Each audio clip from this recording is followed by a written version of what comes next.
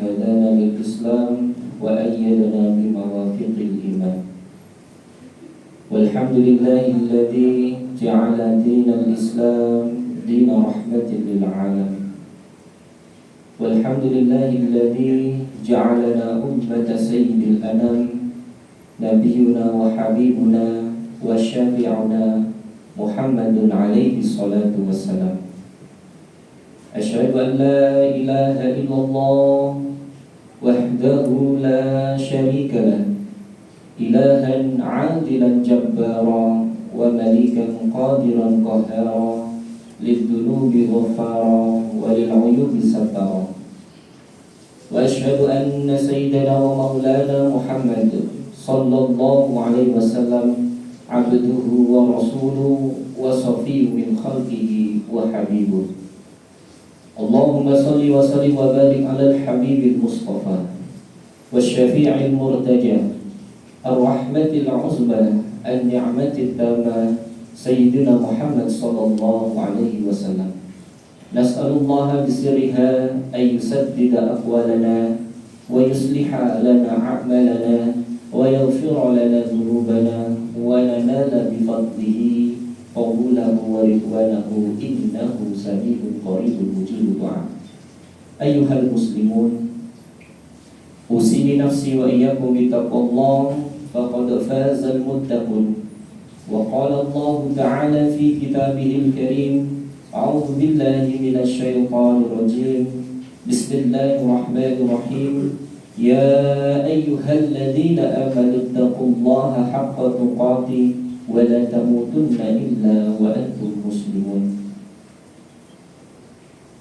Para jamaah sidang Jumat yang dirahmati oleh Allah Subhanahu wa taala.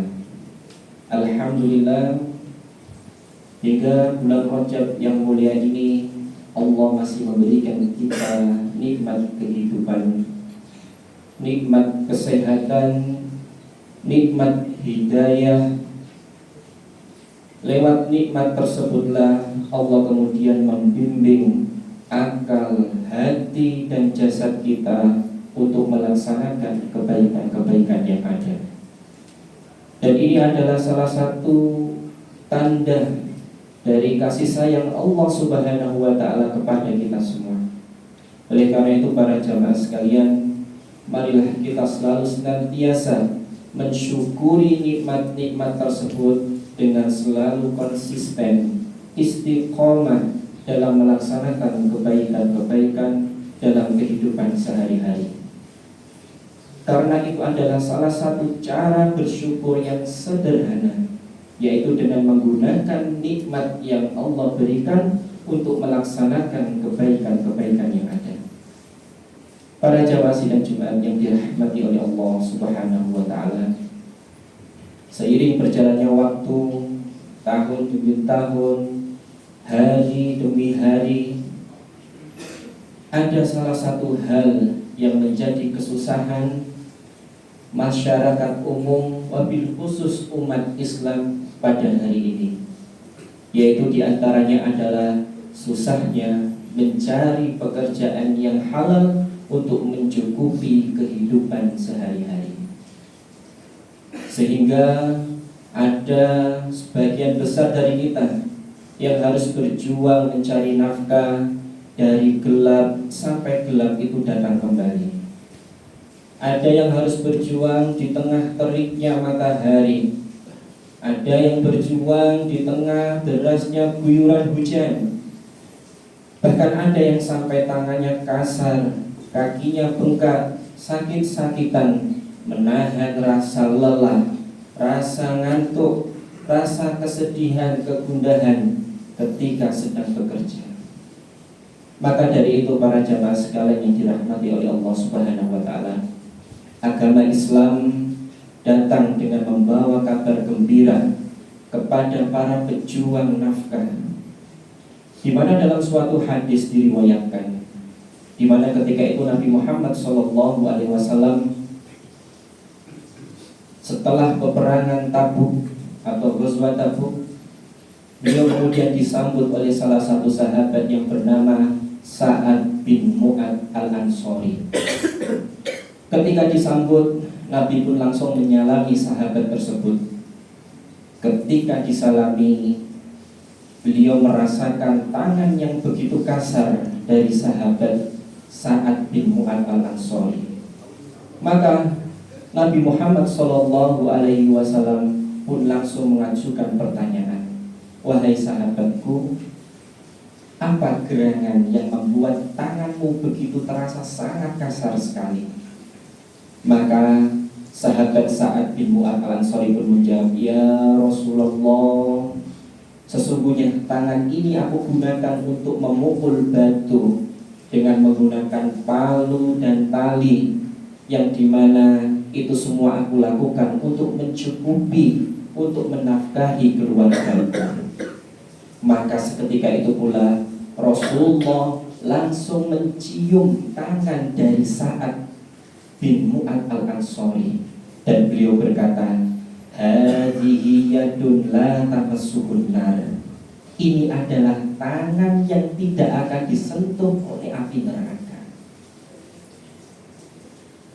Dari hadis tersebut dapat kita pahami bahwasanya perjuangan mencari nafkah mempunyai pahala yang sangat luar biasa sekali.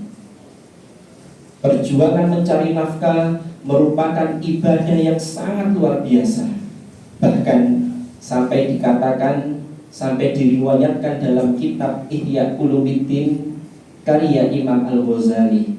Di dalam kitab tersebut diriwayatkan, "Inna minad dunubi dunuban la tukaffaruha as-shalah wala siyam walal hajj walal umrah." Sesungguhnya ada dosa-dosa yang tidak bisa dihapuskan dengan pahala sholat, dengan pahala puasa, bahkan haji dan umrah. Maka seketika itu pula para sahabat bertanya, "Lantas apa Rasulullah yang bisa menghapusnya?" Maka Rasulullah SAW pun menjawab, "Al-humum fi talabil ma'isyah." Kesusahan, kepedihan, kepayahan dalam mencari nafkah, itulah yang akan menghapus dosa-dosa tersebut. Sehingga dari sini kita bisa memahami bahwasanya ada dosa-dosa yang tidak dihapuskan kecuali dengan kesusah payahan, kecuali dengan kepedihan dalam mencari nafkah. Para jamaah sekalian yang dirahmati oleh Allah Subhanahu wa taala.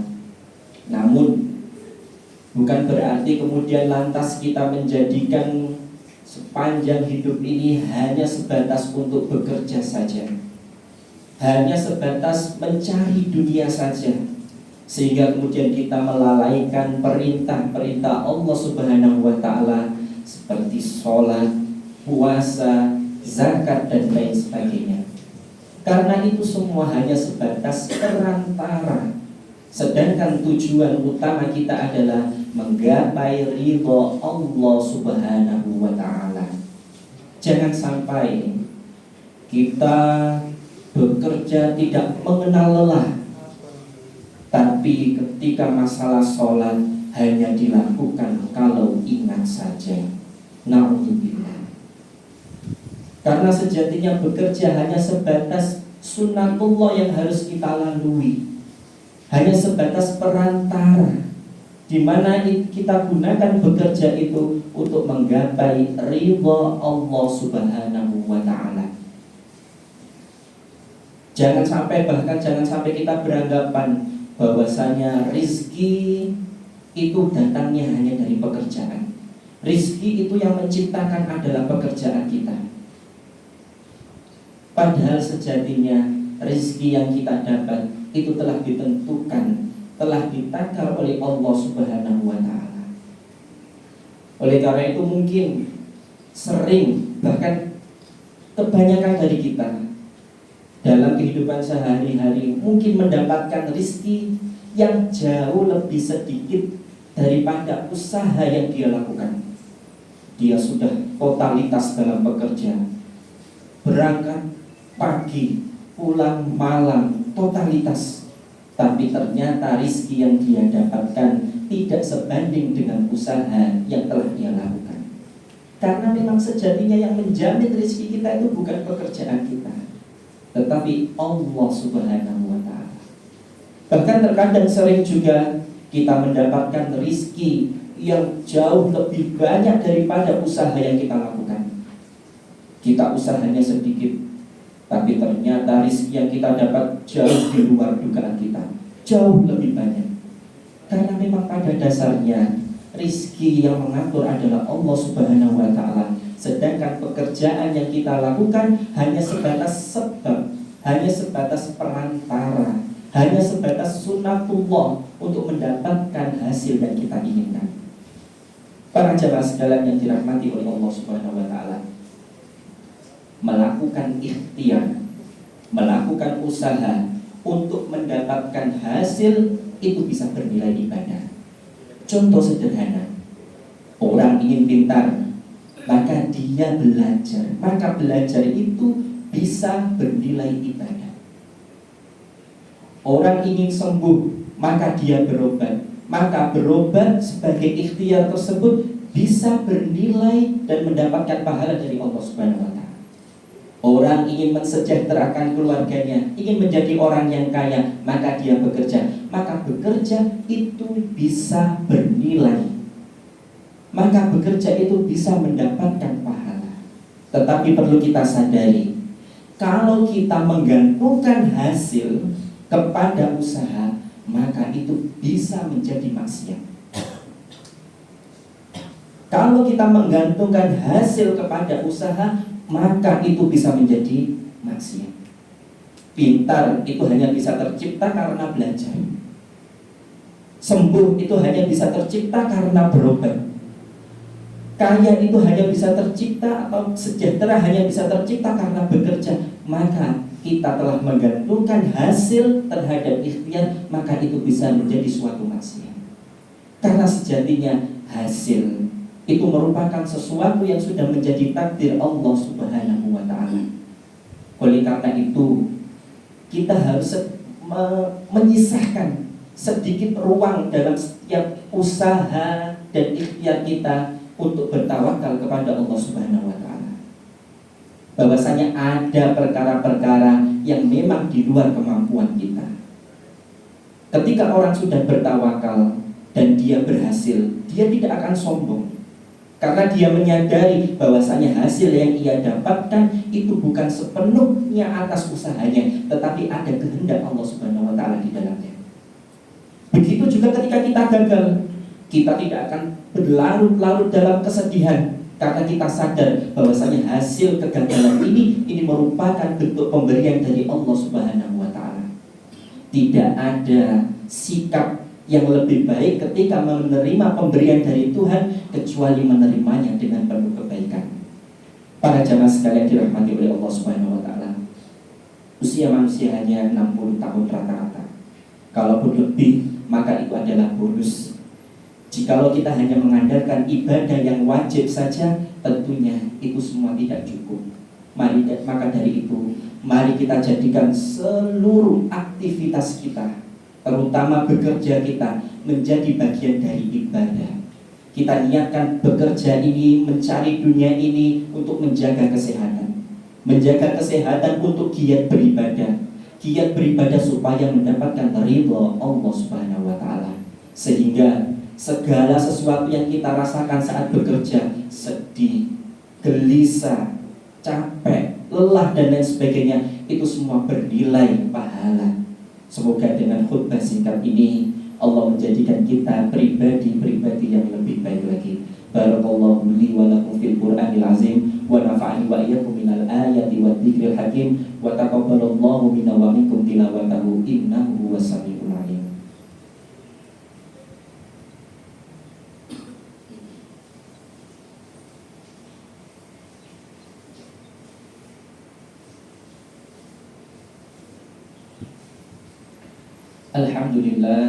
Alhamdulillahilladzi hadana li hadza wa ma kunna linahtadiya laula an hadana. Asyhadu an la ilaha illallah wahdahu la syarika lah wa asyhadu anna sayyidana wa maulana Muhammadan sallallahu alaihi wasallam abduhu wa rasuluhu wa safiyyu min khalqihi wa habibuh. Allahumma salli wa sallim wa barik ala sayyidina Muhammad wa ala ali sayyidina Muhammad. Ayyuhal muslimun, usini nafsi wa iyyakum bi taqwallah faqad faza al-muttaqun. Wa qala Allah ta'ala fi kitabihil karim, a'udzu billahi minasy syaithanir rajim. Bismillahirrahmanirrahim. Innallaha wa malaikatahu yusholluna 'alan nabi ya ayyuhalladzina amanu shallu 'alaihi wa sallimu taslima. Allahumma shalli wa sallim wa barik ala sayyidina Muhammad wa ala ali sayyidina Muhammad wa ala alihi wa ashabihi wat tabi'in wa man tabi'ahum bi ihsanin ila yaumiddin. Allahumma fir lil muslimina wal muslimat wal mu'minina wal mu'minat al ahya'i minhum wal amwat. Allahumma fir lana dhunubana wa dhunuba walidina wa limasyayikhina wa muallimina wa asatidatina wa khtim khawatimahum bi husnil khatimah warhamhum kama rabbawna shighara. Rabbana inna zalamna anfusana fa in lam taghfir lana wa tarhamna lanakunanna minal khasirin. Allahumma inna ala dzikrika wa syukrika wa husni ibadatika ya Allah. Wa ya muqallibal qulubi wal absar, tsabbit qulubana ala dinika wa ala ta'atika ya Allah. Allahumma kfina bihalalika an haramika wa aghnina bifadlika amman siwak. Rabbana atina fid dunya hasanah wa fil akhirati hasanah wa qina adzabannar. Wa sallallahu ala sayyidina Muhammadin walhamdulillahi rabbil alamin. Ibadallah, innallaha ya'murukum bil 'adli wal ihsan wa ita'i dzil qurba wa yanha